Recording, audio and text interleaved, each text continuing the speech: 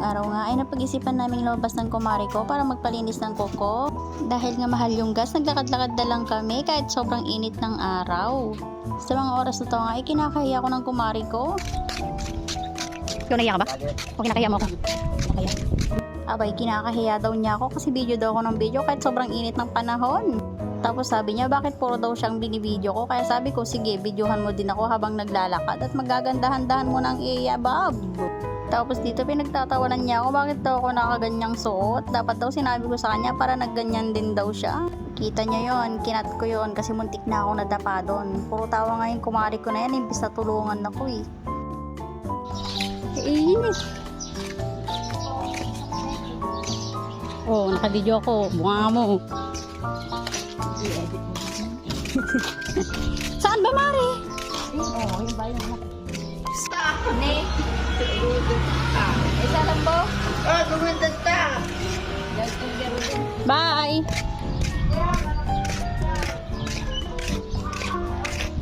Diyos ko, sobrang init pero wala pa rin yung naglilinis ng kuko. Kaya naman bumalik ulit kami dito para mamasyal sa isa naming kumare. Inabutan na kasi kami ng tanghali at gutom na kami. Kaya naman naghahanap kami ng aming makakainan.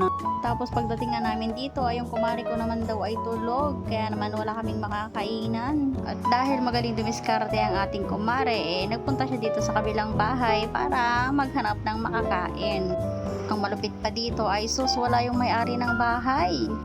Siya na yung kusang naghanap ng pagkain para kumain kaming dalawa. Ewan ko na lang kung mapanood ng may-ari ng bahay to at makita niyang kumain kami ng walang tao sa kanila. Ang palaya na may itlog, tapos tortang talong, ay sarap. Yami ako. May miswa pa. Tuyo. Sige, at pag umuwi yung may bahay dito, edi manda tayo. Sinasabi ko sa'yo. Meron pang dinis. Ayan, sipon. Ay, dami-dami ito. Yan sana red egg kanina, oh. Hindi ka kasi, Hindi ako nagkalkal. Kaya bago lang kinalkal ko. nakialam ka na ng kalkal sa hindi mo bahay. Hindi mo pa, ano? Tatak sila. Yan yung mga ulam dito. Sinagad-sagad na nga namin yung kakapalan na aming muka, kaya naman nagtimpla na yung kumari ko ng kape dyan kahit tanghaling tapat. At hindi pa nga nakontento yung kumari ko at naghahanap pa siya ng barya, baka daw may pangyosi siya. Naku po. Anyways guys, itong bahay na to palang napuntahan namin ay bahay ng mama niya, kaya naman walang problema kahit walang tao. Bali nadatan din kami ng nanay niya nung tapos namin kumain at magkape at sinabi din namin wala namang problema doon. Sabi pa nga niya marami daw pagkain sa basket nila, hindi namin nakita, sayang naman. Dito nga ay gising na yung kumari namin, kaya naman pupuntahan namin doon para makikain. Ang lakas kasi ng boses nila, naririnig namin na nag-aahin na sila. Kaya naman titignan natin kung masarap yung ulam nila at makikain tayo.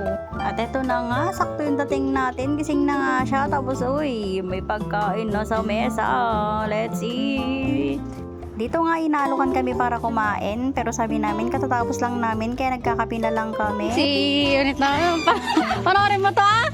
At pagkatapos nga naming makikain at makikape sa kapitbahay, ay uuwi na kami ng aking kumare. Siyempre, babalik kami mamaya para hanapin yung naglilinis ng kuko. At dahil wala pa, ay uuwi na muna kami. Kaya naman, mamaya na lang ulit kami babalik. Paghapunan na, para makikikain na lang ulit kami, diba? Libre na yung food ng dinner at lunch.